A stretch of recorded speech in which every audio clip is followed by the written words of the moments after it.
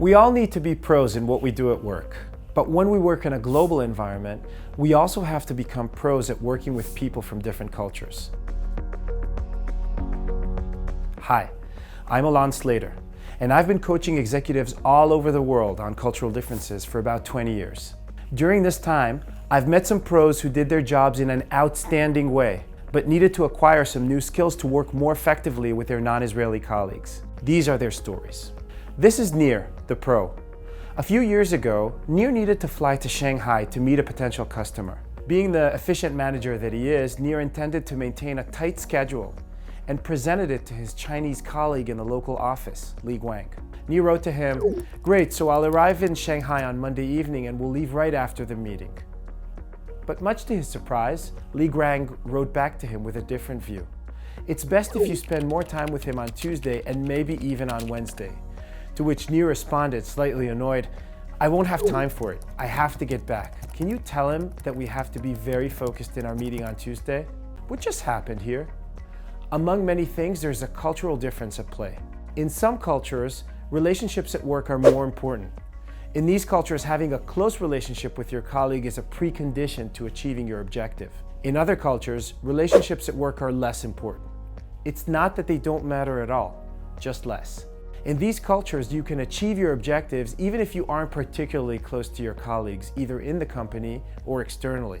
Israelis are sort of in the middle on this scale. On one hand, we like it when we know our team members well. On the other hand, we don't need a lengthy process of developing trust in someone to do business with them. This is why Nir wanted to fly over just for the meeting with the customer. But the Chinese place more emphasis on loyalty, trust, and belongingness in the workplace, which is why Li Guang suggested that Nir take more time to get to know the customer. In the end, Nir took Li Guang's advice and stayed the extra day. Being the pro that he is, he nailed the meeting with the customer, but also spent time building a relationship and forging trust. So how can you act in a more culturally effective way from now on when it comes to relationships at work?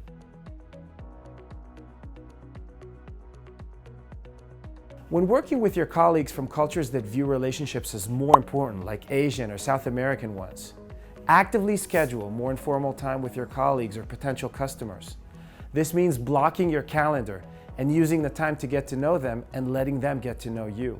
Make sure that when they visit you in Israel, you spend non-work times with them. Go to lunch with them and make an effort to show them around. Build strong relationships with them. Use every opportunity to show them that you care about the business relationship and that you are trustworthy. Remember, they are relationship-oriented amongst themselves too, so don't make them look bad in front of their peers or boss. On the contrary, help them seem competent and professional. It will help their social standing and they will be grateful to you. When working with your colleagues from cultures that view relationships as slightly less important, like the US or UK, you should keep cool if they seem too cold or too formal. It's not that they don't appreciate you. It's just that they place less importance on building a work relationship with you. Remember not to get offended if they don't have lunch with you when you're on a work visit there, or if they don't schedule time after work. It's probably cultural, not personal. Help your US or UK colleagues make relationships in the Israeli part of the company.